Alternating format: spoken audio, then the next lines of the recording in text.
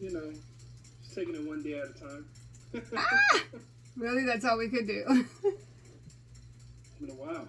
I know. So happy to hear from you. I know I'm still alive and kicking, and you know, still out here trying to make it happen. Good. How's baby boy? Oh man, that little boy is good, man. Whew, he grew up so fast. I know. So how old is he? Like 3 now, right?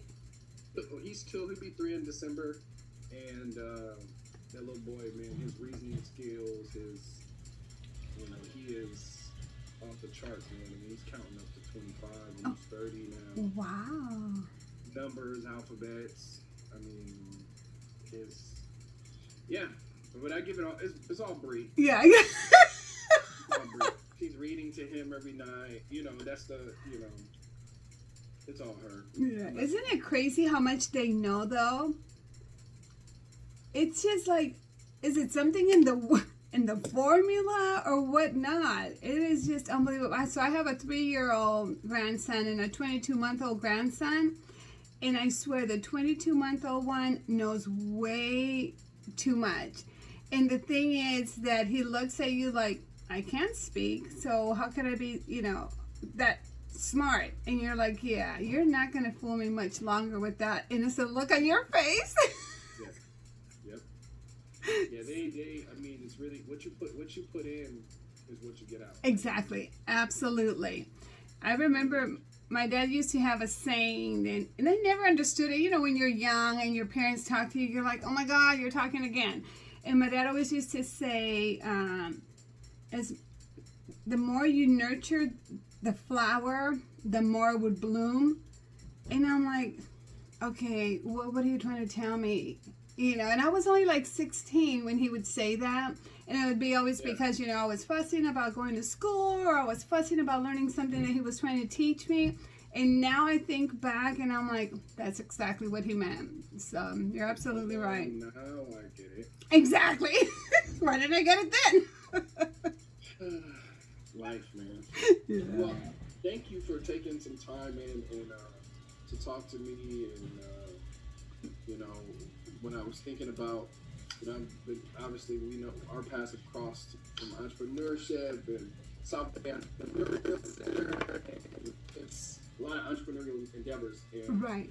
I was thinking about this podcast because obviously being an entrepreneur, there are tons of highs and tons of lows. And, as you know, yes. The entrepreneurial journey sometimes can be a very lonely one. It's one where you feel like nobody else is going through the struggle like you, or maybe, things are stalling because you're not a great CEO, or maybe it's just you, as opposed to, it's just life. It's just life, yeah. I created this platform, and I wanted to interview a lot of different people from a lot of different backgrounds to talk about how do we deal with life's failures, quote unquote, the failures in our lives and the setbacks, the disappointments, and then how do we change our mindset to be able to see it as a glass half full as opposed to glass half empty. Right. And obviously, as I was going through my list of people, I was like, oh yeah, I got it. Oh yeah. Y'all were definitely at the top of the list. So I'm super excited to have you, and thank you for giving me some time. Oh, absolutely. Yeah. And it's so funny that you said that, because now that we have this so-called time at home, which is really seems like I have less time than I did before, because of course now we're trying to reinvent ourselves and our program and what else could we do. One of the things that we've been talking about is we get all these information and emails. I'm getting inundated with emails talking about, of course the loans, of course the so-called grants that we never qualify for because, we're too small. But nobody talks about the emotional strain that we're going through. Everybody talks about how they could get us actually really in more debt, because if you think about the loans that we'll get, it's more debt. But nobody talks about the emotional strain that we're going through, because this is very emotionally draining as an entrepreneur, and especially if your business, like our business was growing. I was calling it being on a training train. We were 6 weeks nonstop training law enforcement, and then this happened. So it's like when we had already talked about what our projection for the year was going to be, it's now we're going to have to do something else. And here we are thinking we're going to be able to train online, do that, online live training. Our training wasn't certified for online. So that put another stop. So it's constantly trying to reinvent yourself and what could we do? And it's emotionally draining. I spent 3 weeks without being able to sleep. And, I practice meditation. I do hypnotherapy. We do the neuro-linguistic programming. Plus, we have our own, the needs-based method. And so I was practicing all that. So on the outside and during the day, you're like, hey, you're good. Like I was coming on, on Instagram and motivating people, and everybody was telling me, like, how can you be so uplifting during this time? But at nighttime, I couldn't sleep. And I couldn't pinpoint why is it that I couldn't sleep. Well, subconsciously, all this was just taking a toll in me, and even though we weren't like financially struggling, but the fact that it was like we were just breaking through the iceberg, and then this happened. So we're gonna unpack some of that. Before I even jump in, because that was a good segue. Before I even jump in, I'm gonna do a segment called Dead or Alive. You get the opportunity to have lunch with someone for 2 hours. Dead, they can be dead or alive. Who do you choose and where do you take them to eat? Oh my goodness. Okay, so right off the top of my head, I want to say Oprah, just because I love her. But I gotta tell you, it's I call him Uncle Warren Buffett. I've been following Warren Buffett since I was younger. And one of the things I admire about him is he still drives the same car, lives in the same house. And I absolutely love the fact of what he's done with his kids and grandkids. Everybody has always gotten $250,000. Do with it what you want. Yep. You could either make money or you could spend it. So where do you take Warren Buffett to eat for lunch? I would take him to a coffee shop. There you go. Yeah, because he's not. He's so funny. He talks about instead of buying a burger at McDonald's, buy stocks at McDonald's. So he's one of those that, I wouldn't spend a lot of money on him. You're not trying to impress him, right? Not at all. Where do you take him to eat, right? It's like, yeah. I'm just trying to pick his brain, give me some information. Yeah. So I am having the pleasure of speaking to Alina Ugas. Did I say it correctly? Yes, Ugas. I was like, I believe it's Ugas, but it's been a while since I've said it. Yeah. And I know you. I know your background, and I know some of the things that you've been doing.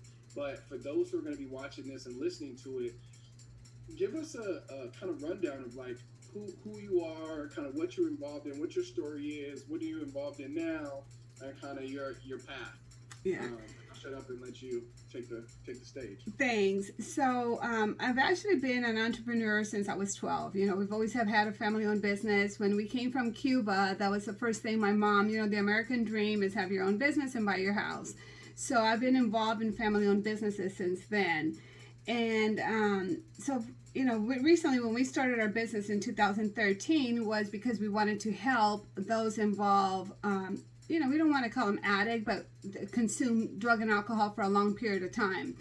Then for about 3 years, we noticed that the people that are actually needing our help were not the ones coming to us. Who was coming to us were their family members. So we realized that that's not the path that we wanted to take. So we, written books and all that.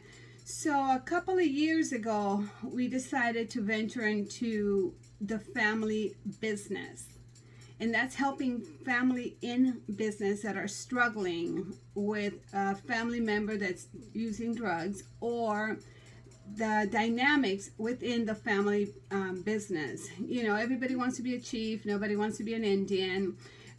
Also, the fact that the dynamic in the family business, the chaos, it's unbelievable. I lived it, and so I know. And so that's something that we started honing in on that. And we were doing really, really well, you know. And so we thought that So when this, you say we, oh, Michael so and when I, you we, yeah, Michael and I. yes. So, you know, our business is called The Final Step. And we do have a methodology that's called the needs-based method. We believe that an individual reacts and acts to all of their needs not being met. And so that's, you know, where the outbursts come in, where the addiction comes in, and, you know, the unfulfilled, not dreams, but the unfulfilled action, you know, what leads him into incarceration, drug abuse, anger. So, you know, we were really helping the family. So our success rate with the family is 85%, that they will gain an 85% success rate within the family business. They're dynamic and will be able to fix the anger within the family. And our businesses have gained up to 50% of increased income. Oh my goodness. Yeah, so it's been doing, you know, that part of the business was doing really, really well. So we were really happy with that. And then on top of that, you know, we do teach law enforcement. Michael is he's actually retired from the probation department.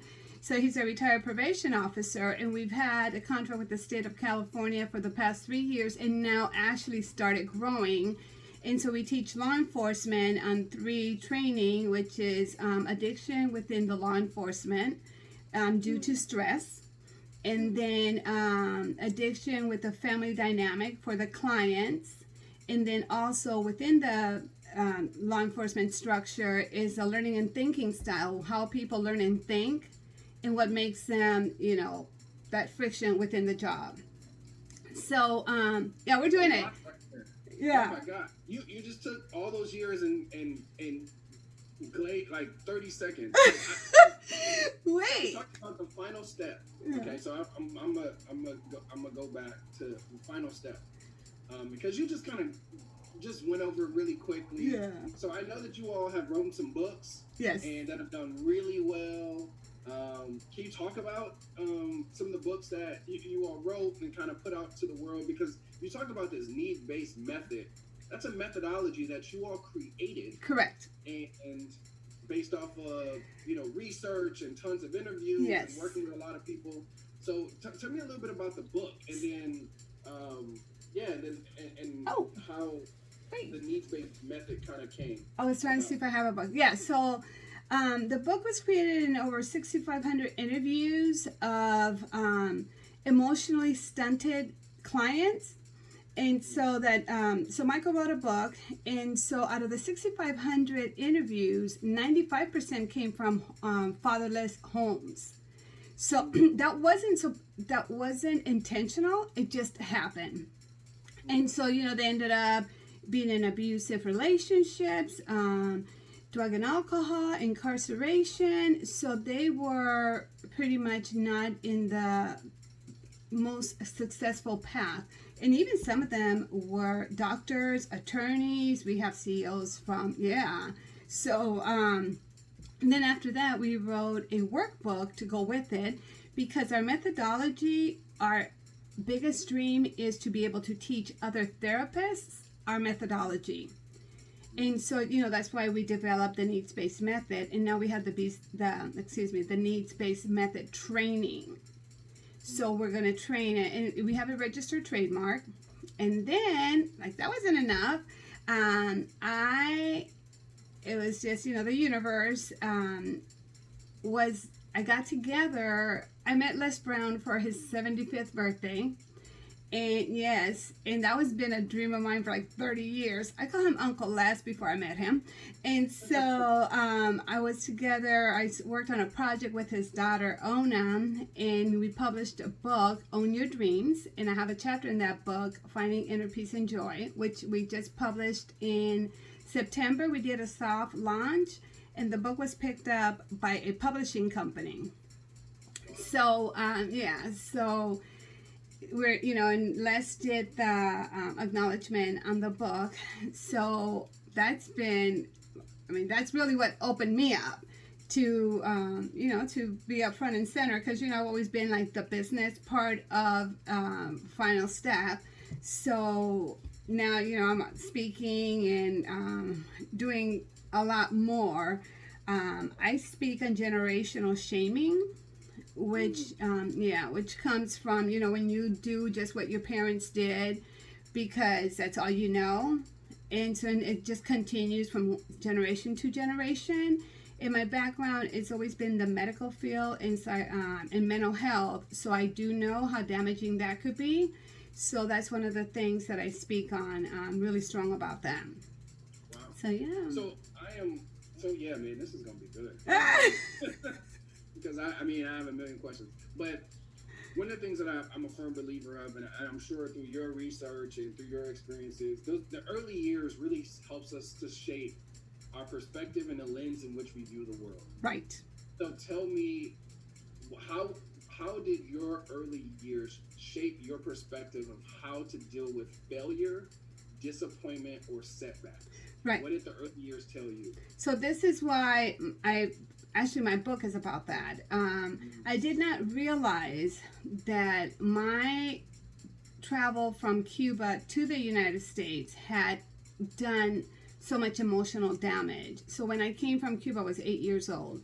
My dad left Cuba when I was 5 years old. And at the age of 5, when he left, he didn't tell us that he was leaving.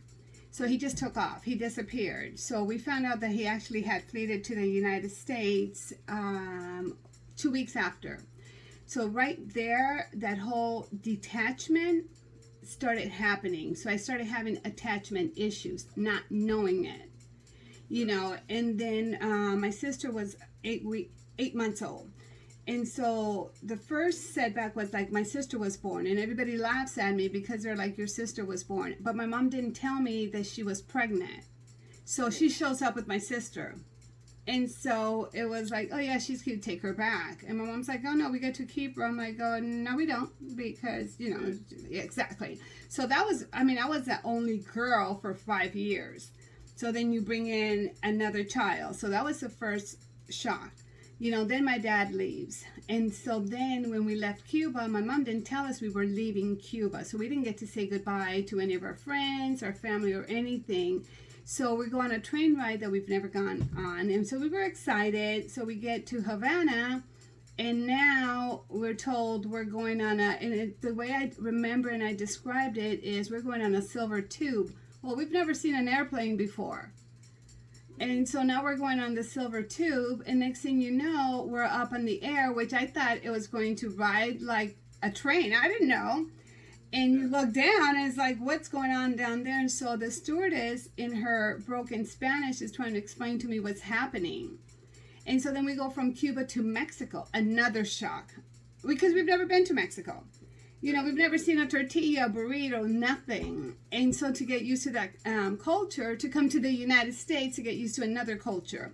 So it was that one shock after the other. So all these years till just recently, I've always have had that detachment issue. And I remember one day, my daughter was 16 years old, and I was at Costco, and I couldn't find her. And I went into a panic. Well, she was right behind me, and she was like playing with me.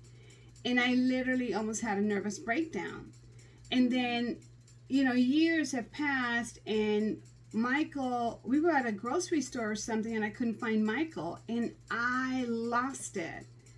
Well, then, of course, after working with me in the needs-based method, we come to figure out that that's actually what happened. I was having detachment issues, like at a grocery store. Where was he going to go? Realistically speaking, but the fact that I've gone through all that childhood issues and never worked through them. Even though I worked in mental health, nobody ever brought that up. And that's the part that is so fascinating to me. Like, I went to school for psychology. I'm always fascinated with people's stories, because it doesn't matter how you look on the outside, what you're doing, how successful you are. We all have our own demons that we fight. Absolutely. It doesn't matter how many books we wrote. It doesn't matter if you're the president. It doesn't matter if you're Barack, Michelle, Oprah. We all have our demons that we fight. And until we are able to confront those demons and be able to deal with them and move and understand why we are, right? It's not just the understanding the emotion, like I'm sad, but why are you the sad? why. And that's our book. It's, when nobody's home, the why to your unwanted behavior. You have to understand the why you're behaving the way that you're behaving. And I hate it when people say get over it. You don't get over it. You could try, you could hide it, you could push it down, but you don't ever get over it unless you understand the why. Then you could get over it. Because then you can make a choice. Yeah. Because now you know why. And so either you can,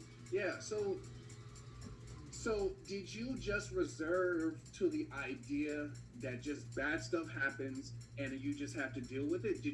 Was that your mindset, or was your mindset like, I don't know when the next bad thing, like something bad is going to happen and it's just around the corner growing up? Like, what was your kind of perspective when it came to just bad things? Or were you numb to it? Did you say, well, I've already dealt with all these bad things, nothing else bad can happen? What was your kind of perspective? Yeah, no, I never had that attitude. My attitude was, things just happen. Not things just happen to me. And when I would hear people say, why are these things happening to me? Even though when I was little, I would always say, well, why not you? Like, what makes you so special? I always had that attitude, but never understood why I had that attitude, until now.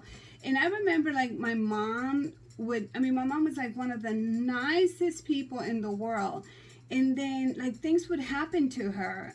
And then her friend I used to call her the witch since I met her. Like, there was something about that lady that was just not, right. And I would always tell my mom, well, why is it always nice things happen to the witch and nothing bad ever happens to her? And my mom would always used to tell me, just be patient, things would always unfold.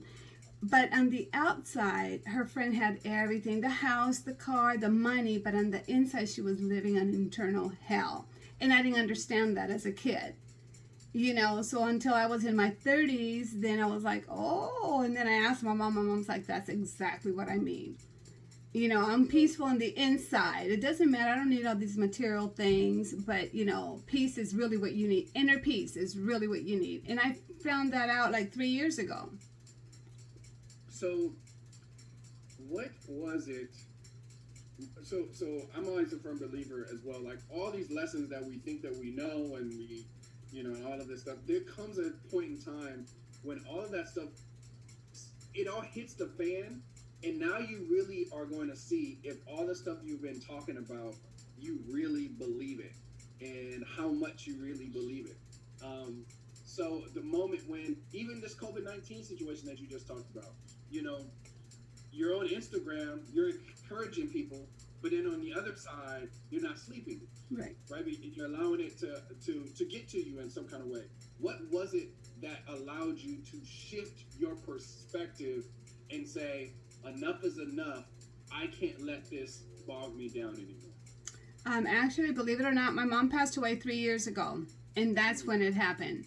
I was always been a human doer, so I've been taking care of my mom for 26 years. She's always been ill. Even though I've raised, 3 daughters on my own, I was a single parent, and my mom's been ill for 26 years. I've had a full-time job, so I was always doing, so I've never had a chance to step back and think. So that was great for me, because I've always been busy. So when my mom passed away, 6 months after she passed away, I became really sick, and I couldn't figure out why. And the doctors had put me on all kinds of medicine, and everything was making me sick, and finally, I started seeing a psychologist, a psychiatrist, because at that point, I believed that Michael wasn't helping me enough, because to him, everything that I do is just great. And I'm like, I need somebody that could tell me that what I'm doing is incorrect. Not, everything I do is wonderful. And so the psychiatrist just wanted to give me medication. The therapist was just, she would tell me that I was she's Cuban and I love her, and so she was just telling me that I was just very impulsive, and she wasn't really getting me. And so then I decided to practice mindfulness. I'm like, okay, you know what, Elena? First of all, I never believed in depression because my mom never believed in depression. That's where the generational shaming comes in. So I just had it was like one of those moments. I was at Cal State Dominguez. I was doing a talk, and one of the girls came up to me and she said she did not want to graduate because she was graduating without having a job. And her family was telling her that, you're graduating, you went to a fancy school, and you're still nobody, and da da da da da. And I'm like, wait a minute. And so talking to her, I realized that her family was shaming her. And I'm like, we got to put a stop to this. And that's when I decided to step up. I'm like, nope, I'm not letting you go down like that. And that, talking to her, kind of like gave me that kick in the butt for me to do something different. So then I started practicing everything that I'm preaching. And I'm like, I'm not going down like this. I went cold turkey on all my medicine. I stopped seeing everybody. I started meditating. I do hypnosis. And I started just doing and practicing our own thing, the needs-based method. I pulled out my sheet. Everything that Michael's been telling me to do that I wasn't doing, because we have a sheet that tells you like what needs are not being met. And I started circling them. And so Michael says, how do you eat an elephant? And I'm like, I don't want to talk about this. Can we just work on this? And so he's like, little bites at a time. And so we started working on all of my needs that were not being met. And how could we meet them? And little by little. And then writing my book was so lethargic. It was unbelievable, which I never expected that. And, I would say I haven't taken any pain medicine for over 2 years, and I refuse to. And so I would say mindfulness is a huge part of my daily living. It's crazy. Like I wake up in the morning, and I've lived in the same place since 2012. And I have a condo, so it's not like I have a beautiful, an enormous house. And I wake up every day and I'm like, oh my God, this is so beautiful. Like even my plant that are dying, I only have cactuses. I'm like, you're so pretty today. It's just the outlook is so different. And when I wasn't sleeping, it was because I was creating, like what happens with me, Juan, is I take on other people's thing. Like I would hear in the news how people are suffering, how they don't have. Homeless people really are just a super soft spot for me. And so then I had to stop watching the news. And I just can't, do this. So you all are dealing with, people who are functioning in the real world really well. Or maybe not. And maybe not. But in the world standards, they could be a CEO. They are. They could be, it's not. So the stigma that, mental health is only someone on Skid Row. Nope. Who are dealing. You have functioning CEOs. You have law enforcement agents. You have lieutenants and sergeants. And we have doctors that are on the front line. That's yeah. So how is it that people can compartmentalize? Do you feel that people are able to compartmentalize, or do you think that these things that happen in the deep recesses of their minds still show themselves in some sort of capacity in their day-to-day? That's exactly what's happening. With the signs, once you are able to put the flashlight, you're like, oh, that's why Dr. So-and-so behaves. That's why Lieutenant does. Talk about that. Yeah, that's exactly what's happening. That's why we call them human doers. And actually that's what we're working on right now. We're doing a presentation for CEOs. And so we're working on like, what are we going to title it? Because what they're doing is they're bringing their childhood to work. And people don't notice that. So what had happened to them in their childhood is how they're reacting in their adult life. And that's exactly. So, you go to the doctors and you said to yourself, ooh, Dr. So-and-so has horrible bedside manners. Well, that's because of something that happened in his childhood. Or you get stopped by a cop and you're like, oh, he's having a horrible day. No, he had a horrible childhood. And this is something that unless you know, you don't know. You don't know what you don't know. When people say that, you're like, oh, okay, what does that mean? But that's exactly it. So when we just trained almost 200 sheriffs up in San Joaquin. and the look on their faces when we've, done our stuff, it's been unreal. The thing is that we don't know as civilians what they go through on their job either. The things that, like, the inmates call them, and the things that they say to them, and the daily threats that they go through. So here we are coming in trying to teach them how to decipher what other people are telling them. It's kind of hard when you're going through this for 16 hours a day, and then you have to go home, and and then you can't talk to your wife or kids about this. So it's like, where do you turn? To that, the saying, hurt people, right? Exactly.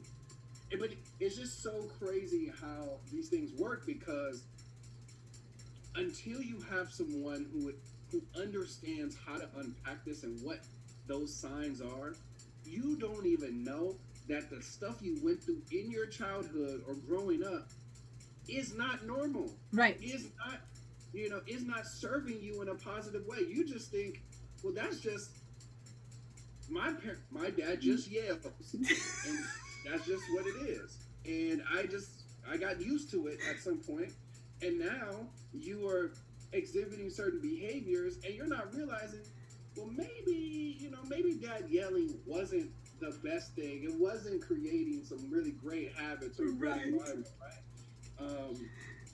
So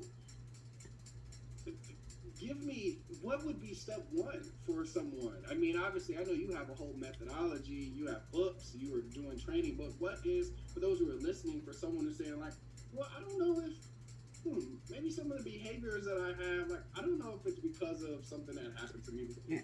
What is the first step of just realizing or coming to, some sort of epiphany about our childhood, about our past experiences, and how it's affecting us now? It's awareness. And that sometimes is the hardest thing. Awareness. You need to be aware of what happened in your childhood that is actually affecting you in your adult life. And in that, you hear people say, I came from a great home. Okay, what was so great about your home? Write it down. I call it brain dumping. And so when I do see my clients, depending on what they say, I say, okay, so write down all the wonderful things about your childhood, all the wonderful things that your mom has said to you, all the wonderful things that your dad has said to you. Wonderful things. Because we could go both ways. Now, when you say negative things, it could impact them differently. So unless I know the client, so I say wonderful things.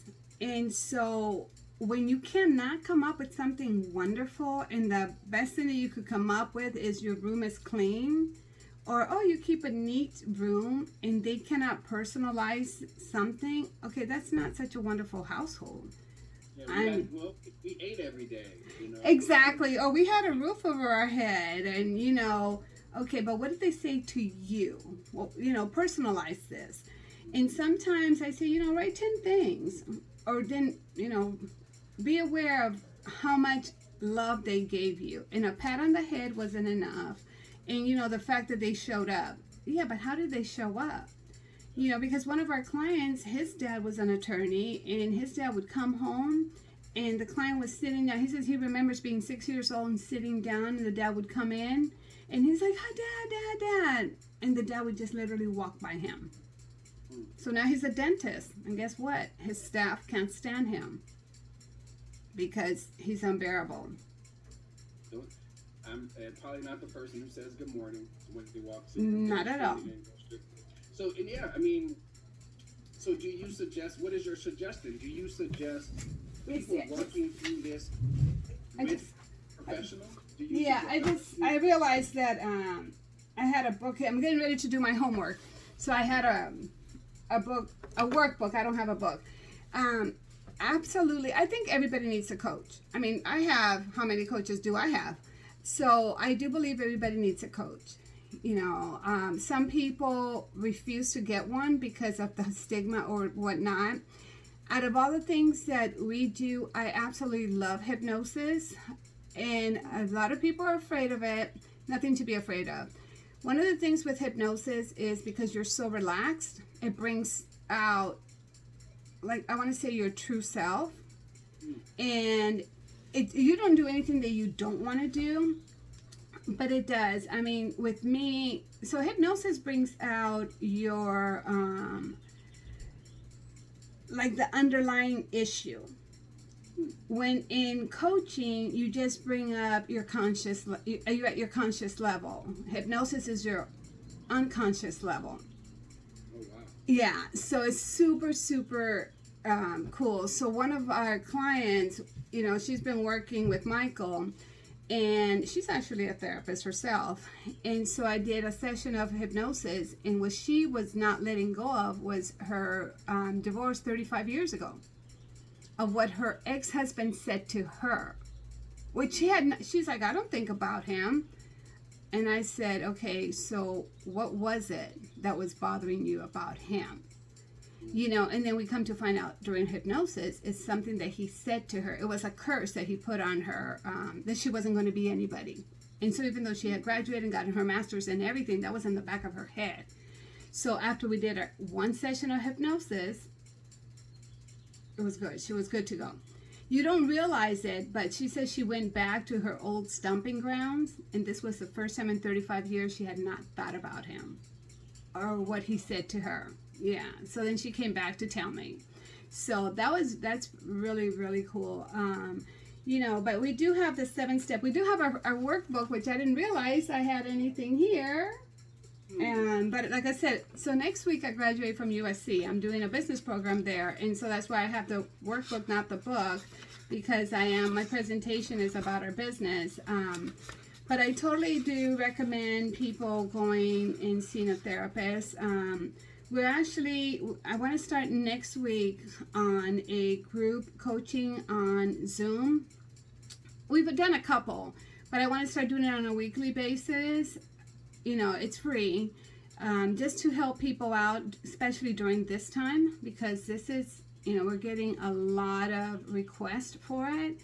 And I'm also, actually, my doctor, my primary care doctor suggested that I do a group on with diabetics, because she knows that my mom was diabetic and I've been in the medical field and all that. She says that 62% of the people that are dealing with COVID-19 are diabetics. Yep, and people who are diabetic are so fearful right now. Yeah. Because all you hear is high risk category. Yeah. Et cetera. Now, it's oh gosh, I just had a question and I just went blank. But yeah, I do think I think what you're talking about and what you're doing. I mean, I think it's phenomenal. Like it's much needed, because there's a lot of I think I just told my dad, I was like, man, the world would be a very different place if a lot of more people just went and saw a therapist. Yeah, right. Just practice mindfulness. If we practice mindfulness, it's great. And I'm telling you, I love it. I know what I was going to say. Right now, people are having hard times because you can't be. Now you're forced to be at home and sit with your issues. Yeah. And now you have to sit, and it's making you think about. You can't go. You can't go. You can't spend 3 hours on the trail, or be in the gym for 4 hours, or go shopping and do a whole bunch of stuff and be all out and about. There's no play dates. There's no right. Busy. And now you have to sit down and you have to deal with those insecurities. You have to deal with that feeling of inadequacy or whatever, or have those things that somebody told you 35 years ago that you're not going to be nothing. Now it's playing in your mind and you're thinking about it constantly. So I think even though your business has pivoted so much right now, I think you're going to probably be busier than ever. Right. People are now, they're like, they got to unpack all this stuff. Exactly. And doing a Zoom session with a coach or a therapist is really as I would say as good as seeing them, having them in person. And I think that still getting that idea through people's head is a little bit harder. But we are offering the Zoom sessions. I call them e-sessions, but still it's the same thing. And we're also offering, also if they go on our website, Final Step International, they could download our 7-step system. And they could just go, and it's free, and they could just download it, and they could just, they could go through it and see where they are at in their own discovery steps. And we're also offering a 20-minute coaching session, absolutely free.